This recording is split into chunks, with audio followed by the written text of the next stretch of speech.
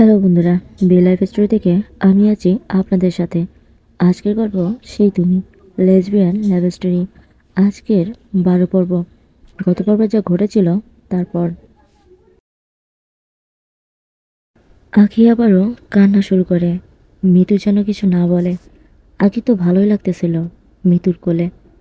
একটুখানি পাগলামি, সাথে আবারও দুষ্টুমি, সব কিছু জমে ক্ষীর। মিতু আখিকে কোলে নিয়ে আন্টির কাছে আসে। আখিকে এমন অবস্থা দেখে আন্টি মনে করে খালা একটু ভয় পেয়ে যায়। সে বলতে থাকে, আরে কি রে আখি, তোর কি হয়েছে? এভাবে কোলে তুই ঠিক আছিস তো? আখি আবার ফ্যাল ফ্যাল করে কাঁদতে থাকে। বেচারির চোখে পানি নেই, যাকে বলে নেকা কান্না। মিতু আখিকে একটা বেঞ্চে বসিয়ে দেয়। পাশ থেকে জেরিন বলে, আখি আপু হোঁচট খেয়ে পায়ে ব্যথা পাইছে, হাঁটতে পারতেছে না, তাই উনি কোলে করে আনছে।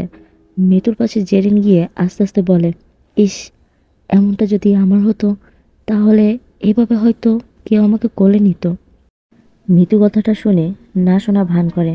যে না আখির দিকে তাকালো, আখি মিতুকে চোখ মেরে দিল সবার আড়ালে। তখনই মিতু বুঝতে পারল এটা আখির শয়তানি। কোলে ওঠার জন্য এত কিছু আয়োজন। আখির খালা বলল, এখন সবাই বাসায় চলো, আর ঘুরতে হবে না। আখি অসুস্থ, সুস্থ হলে আবার আসবো। আখি তখন বলে, চলো মানে? আমি হাঁটবো কি করে? আমি পারবো না, হাঁটতে খুব ব্যথা করতেছে আমার। খালা, ওনাকে বলো আমাকে কোলে নিতে, না হলে আমি যাব কি করে? মিতু এবার বিপদে পড়ে গেছে, কিছু বলতেও পারতেছে না। খালা তখনই বলে, তুই মিতুর কোলে কেন? কেন উঠবি তুই? দাঁড়া, তোর মাকে বলবো আমি। মেয়ে বড় হয়ে গেছে, তাড়াতাড়ি বিয়ে দাও। বিয়ের পর তোর হাজব্যান্ডের কোলে উঠিস। তখন মিতু বলে, শুধু কি কোলে উঠবো? সে তো মাথায় উঠে নাচবো। এখন যে অবস্থা, এমন দস্যু মেয়েকে কে বিয়ে করবে শুনি? ওর জন্য একটা বাদর দেখেন, দুজনের সাথে ভালো মানাবে। মিতুর কথা শুনে আখি তো রেগে যায়। কি বললেন আপনি? আমি বাদর? দাঁড়ান, আপনার হচ্ছে। এটা বলে মিতুকে তাড়া করে আখি। আখি তো রাগের ঠেলায় ভুলে যায় তার পায়ের ব্যথার নাটকের কথা। খালা, জেরিন সবাই দেখে অবাক। জেরিনের মা বলে, কিরে জেরিন, তোর না বললি পায়ে ব্যথা পাইছিস, হাঁটতে পারতেছিস না, তাহলে এখন দৌড়ে গেলি কি করে? বুঝতে পারছি, সব ছিল শয়তানি, কোলে ওঠার ধান্দা। মেয়েটাও পারে বটে, হাত পেয়ে বড় হয়েছে, কিন্তু বুদ্ধি হয়নি এখনো। খালা আর জেরিন হাসতে থাকে আখির কাণ্ড কারখানা দেখে।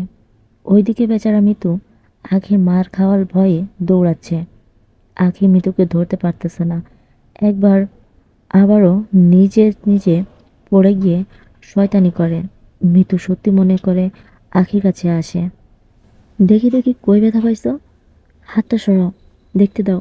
মিতুর মুখের দিকে তাকিয়ে আখি জোরে জোরে হাসতে থাকে। মিতু তখন রেগে আখিকে পিটাতে যাবে, তখনই আখি উঠে দৌড়। আখির পেছনে মিতু তাড়া করতেছে। আখির হাত টেনে ধরে মিতু, এবার কোথায় পালাবে? হ্যাঁ, এত দুষ্টুমি কেন করো তুমি? আরে হাতটা ছাড়েন, ব্যথা পাচ্ছি তো। না, ছাড়বো না।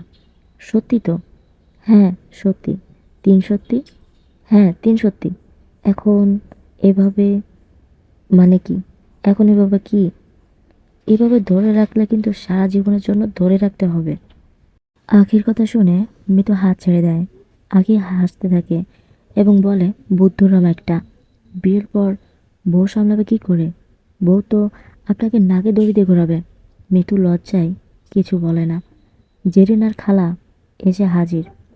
কি রে আখি, তোর পায়ে ব্যথা কি হলো? আখি বলে, পায়ে কার ব্যথা? জেরিন তখন হেসে বলে, কেন, আপনি তো বললেন আমি পায়ে ব্যথা পাইছি, হাঁটতে পারবো না, কত না কান্না করলেন। আখি তখন বলে, ও হ্যাঁ, আ করে আবার কান্না শুরু করে। খালা, মিতু আর জেরিন হাসতে থাকে পাগলিটার পাগলামি দেখে। তো বন্ধুরা, এরপর কি হতে চলেছে তা জানার জন্য আমাদের সাথেই থাকো। পরবর্তী পর্ব আসা পর্যন্ত ভালো থেকো, সুস্থ থেকো। আল্লাহ হাফেজ।